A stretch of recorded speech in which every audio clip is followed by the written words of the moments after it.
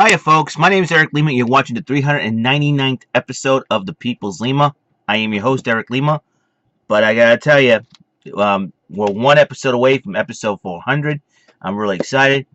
Also, next week, barring any weather complications of the wintry kind per se, next week, starting next Sunday, we'll be starting my vacation. I cannot wait. I'm hoping that it will go smoothly without any problems. And even though this coming Friday is a chance of snow showers, but I'm not worried about this Friday. I'm worried about next week. That's all. So a lot of people trying to kill my buzz. Oh, there's a chance of snow Friday. Yeah, it's just snow showers, but like I said, anything can happen. Anything can change. Today I want to talk about. It is Sunday, and it's church time, obviously. And I want to talk about my favorite Bible character. Everybody has a favorite historical figure, and all that. And whether you're in U.S. history or all over the world in your country's history.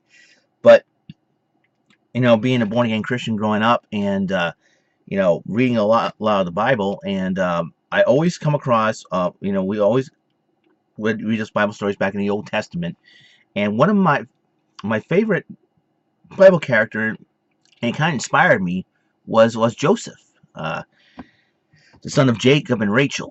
And as you know, Jacob favored Joseph and Benjamin over the other 10 brothers that were born to him, because it was his beloved wife. He loved his wife. His wife died after giving birth to Benjamin. So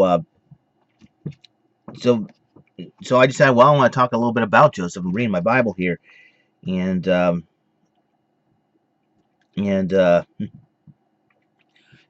talking about, Joseph was only 17 years old in Genesis 37, 17 years old, and Jacob gave him, Jacob loved Joseph because he was born to him at an old age, and I think he wanted to cherish Joseph before he passes on, and he gave Joseph a special gift, a beautiful robe, which is the coat of many colors, as they say. And the other brothers didn't like him. They hated him, and they couldn't say a kind word to him. And Joseph had a dream, according to verse 5 in Genesis chapter 37. He had a dream, and he said, we're tying up bundles of grain. This is the bundles of grain they were talking about. His bundle stood up, and then all the other bundles bowed low before it. And and he talked about the sun, moon, 11 stars bowed before him as well. And Jacob asked, "What do you mean? Will your father, mother, brothers, and I will actually come bow before you?" But we gave it. While the brothers were jealous, and they were upset, and his father gave it some thought and wondered what all it meant. He probably says, "There's something going on. Maybe God has something planned for Joseph." You never know, right? And the other brothers, the 10 brothers, went to Shechem to tend to the flocks. Jacob says, "I'm going to send you over to them." Put on the coat, and they were going to Dothan. Well, I was right. They were going to Dothan, and and the brothers arrived. He arrived in Dothan, where his brothers said, "Well, here comes the dreamer. Let's kill him and put him in that pit over there." But Reuben said, "Let's not kill him. Why shed blood? Let's put him in a pit and let him rot there until until he dies." And according, and he was, but Reuben says, But Reuben, in the back of his mind, saying, "I'm gonna help Joseph escape." And before you know it, Joseph arrived. They grabbed him, pulled off his coat of many colors, threw him in the pit, and then he saw the group of Ishmael traders taking spices, balm, and myrrh from Gilead to Egypt. They say, "Hey," Judah said, "Hey, what can we gain by killing our brother? Let's sell Joseph those Ishmaelite traders. Let's not be responsible for his death. After all, he is our brother." This is same chapter, Genesis 37, verse 26. and they agreed. They sold him for 20 pieces of silver. You know, and when Reuben came back, he discovered he was missing, and he was upset about it. And he goes, "What can I do now?" You know. And so they decided to kill a goat and dip the robe in its blood, and then they took the robe to their father. The father, they said a wild animal may have eaten them up and eaten Joseph up, and you know, and wow, I haven't really read this in quite a while, and he was upset. Jacob was so upset they couldn't comfort him and all that. Meanwhile, in Egypt, Joseph was sold to an officer of Pharaoh named Potiphar. So, and we're going to fast forward to chapter 39, and you know, Potiphar noticed that God was with Joseph because Joseph was working hard, and decided, well, I'm going to I'm gonna make making a master of everything in my household, and that's what Joseph did. But he caught the eye, you know, you know. Now he caught the eye of Potiphar's wife, but she wanted him to sleep with her, but Joseph refused. He's saying, look, this is chapter 39, verse 6. Actually, verse 7 and 8. Joseph refused to sleep with his Potiphar's wife. This is what he said to her. Look, he told her, my master trusts me everything in his entire household. No one here has more authority than I do. He has held nothing back from me except you, because you are his wife. How could I ever do such a wicked thing? It'll be a great sin against God. I think what we have here is the first sexual harassment case in the Bible. That's what I get out of it. I was like, wow, it's the first sexual harassment case ever. The only difference is it's the boss's wife harassing the employee, which is real. And you know, and she kept on pressuring him, but Joseph said, no way. Well, he tried to stay out of her way as much as possible. One day, no one was around. He was doing his work inside the house. She came and grabbed him. This is verse 12 of Genesis 39. She said, sleep with me, but Joseph tore himself off. As he did, his shirt came off. She was left holding in the house. She became, she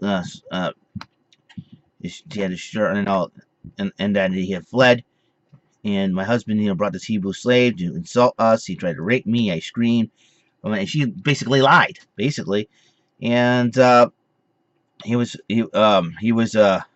thrown in prison by Potiphar, and chief jailer put Joseph in charge of all the other prisoners while he was in jail, and everything that happened in prison, and Joseph took care of everything. The Lord, yeah. So Joseph's probably a well-organized guy, even in prison.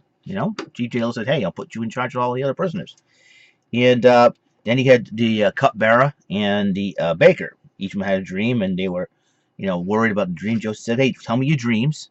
I'm paraphrasing here. Tell me your dreams, and I'll interpret for you. The cupbearer said, "In my dreams, saw a vine in front of me. It had 3 branches that began to bud and blossom. So there were clusters of ripe grapes." This is chapter 40 of Genesis, verse 9, 10, 11. I was holding Pharaoh's ripe grapes. I was holding Pharaoh's wine cup in my hand. I took the grapes, squeezed the juice into it, placed the cup in Pharaoh's hand. Joseph said, "I know what the dream means. The 3 branches means 3 days. Within 3 days, Pharaoh will take you out of prison and return you to your position as chief cupbearer. And please have some pity on me when you, back in his favor, mention me to Pharaoh and ask him to let me out of here. For I was kidnapped from my homeland, the land of the Hebrews, and I am here in jail, and I did nothing to deserve it." So, Chief Baker says, "Well, there were 3 baskets of pastries on my head. Top basket were all kinds of bakery goods for the Pharaoh, but the birds came and ate them." I'll tell that means, this is the chief baker. Joseph said, basically, in 3 days, Pharaoh will have you executed. I feel bad about it. Pharaoh's birthday came 3 days later. And brought him from the prison. And he stored chief, and then in Pharaoh's birthday, verse 20, basically said, Pharaoh's birthday happened in 3 days, and the cupbearer returned to his original position. Baker later, executed just as he predicted. But the cupbearer forgot about Joseph. Pharaoh dreams, and And Pharaoh had a couple of dreams that bothered him. One was seven fat, healthy-looking cows came up out of the river and been grazing along the bank. But then seven ugly, skinny cows came out, out of the river and ate the seven fat ones. And that one he saw seven heads of grain on one stalk, of every kernel well formed and plump. Seven more heads appeared on the stalk, but they were shriveled and withered by the east wind. This is chapter 41 I'm on, and these then had swallowed up the seven plump and well-formed heads. So it was a dream. And then Pharaoh tried to find out, okay, what the heck was this dream mean? And does anybody know? Wizards, magicians, sorcerers, they tried to do it. Chief Cupbearer said, wait a minute, I know a guy. He was in prison, man. He was in prison for a long time, and he was in there for a crime he did not commit, and he can interpret dreams. He interpreted mine, the chief baker's dreams. Everything that he said happened. I was restored here, and the baker is gone. Pharaoh said, send for the guy. So Pharaoh sent for the guy, told him the dreams, and Joseph said, well, the seven fat cows and fat and healthy cows, and the seven good bushels of grain means 7 good years of plenty. But the ugly cows and the withered grain, the seven of those means 7 years of famine. You gotta do is get somebody to organize to make sure all the food is stored up for the 7 years of famine. So Pharaoh said, "Okay, I know how to work this. You're it, Joseph. You'll be governor of Egypt, second in command over everything." Wow, imagine that. Imagine that. And what happened was Joseph was put in charge. Jacob and his brothers, Jacob found out about Egypt having a lot of food. Said, all right, 7 years of famine. Said, you guys go down there. You 10 go down there and get the food. All right, get some food. All right, fine. So they came and they appeared before Joseph. They didn't recognize Joseph, but Joseph recognized them. He was like, okay, I will put my brothers to the test. So he goes, who are you? Well, we're 10 brothers from Canaan, here to buy food. He goes, no, you're spies. You're spies. You're trying to see if the land is weak. He go, and the brothers goes, please, we need food, man. Do you have another brother? And he goes, yeah, we have a younger one at home, and then there's another one no longer with us. Well, guess what? I'll tell you what you're gonna do. You're gonna go back home. Bring that youngest brother here. Bring that youngest brother back here. But for collateral, I'll keep one of your brothers. So Simeon was chosen by Joseph to be Joseph's prisoner. After all that happened, they went back home. Jacob goes, what's up? Listen, he wants to see Benjamin. Don't know why. He wants to see him, and Jacob's a little upset. He goes, why'd you go and tell me you have another brother? He said, the man asked us about our family. But they didn't recognize Joseph, okay? So Jacob relented finally and says, okay, go. Take Benjamin with you. So Benjamin came with Joseph. Joseph was very happy to see him. He cried secretly. And he said, well, we'll send him with the grain, the money, and everything else.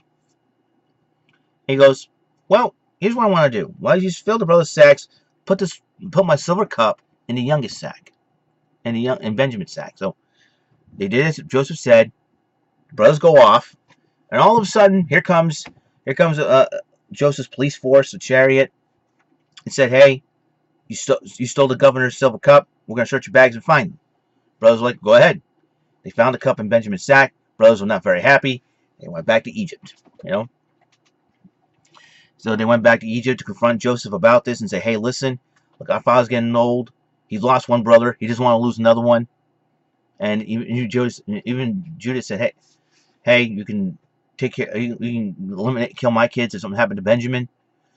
And so Joseph started crying. He's wailing to the point where he said, hey, listen, I'm Joseph. Listen, you thought you did this for evil. No. God meant it for good. Then God put me here for reason. You see, the moral of the story, the moral of the Bible character Joseph, that everything happens for a reason. That's why I always say everything happens for a reason. God makes things happen for a reason. Joseph was one of my favorite Bible characters of all time. It's my favorite Bible character of all time because you know, he knows that there are bigger and better plans for him. Sometimes you feel like you want to die and all that, and God says, I got plans for you. That's what He did for me. When I was a kid, I cried that I want to go home. God heard my cry and said, hey, call my father. Hey, I want you to take your son home. And like I said, I always said that if it had not been for the Lord, I would not be here today. And I'm very thankful for that. And so the brothers were like shocked, and they were very happy. They told Joseph talked freely with them and said, hey, listen, bring the rest of the family here. I got a land that the Pharaoh would love for you to have. It's called Goshen. Get everybody here. I want to see my father. It all happened. Jacob met Joseph halfway. Jacob was happy to see him, and he blessed Joseph's 2 kids when Joseph got married, and he was given the name Zaphnath-Paneah. That's the Egyptian name, and he married an Egyptian woman. You can imagine that, But God has blessed Joseph with everything, and so when Jacob died, the brothers were afraid that Joseph would still hold a grudge against him. Joseph says, don't be afraid. I'm not God. I'm going to help you out. I'm going to make sure you be all right. You got to trust me. I'm your brother. I'm the governor of Egypt. I got your back. And Joseph wanted to make sure that his family is well taken care of as well. So his brothers were well taken care of, and that was the case. So that's why I liked the story of Joseph. One of my all-time favorite Bible stories in the Bible. So I'm going to upload this later on, as so by the time I come home in the afternoon, you'll see it. And that's all the time we have on this show. I want to thank you guys for tuning in.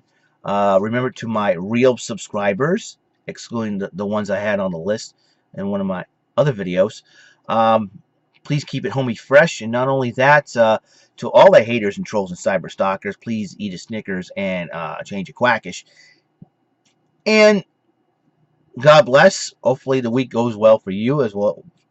Go well for me. I am, like I said, there's be a chance of snow probably on the weekend, but that's okay. It's not this weekend I'm worried about. It's next week, But then again, right? History did repeat. It could repeat like last year. Last year it snowed on the day before my birthday, and I survived that. So you never know. It could be just a little bit of snow because temperatures do moderate time to time. But weekend's gonna be a little cooler. We'll see what happens. It's a few days off. I wouldn't worry about it because it could change from time to time. All right. So see you. God bless, and have a great day.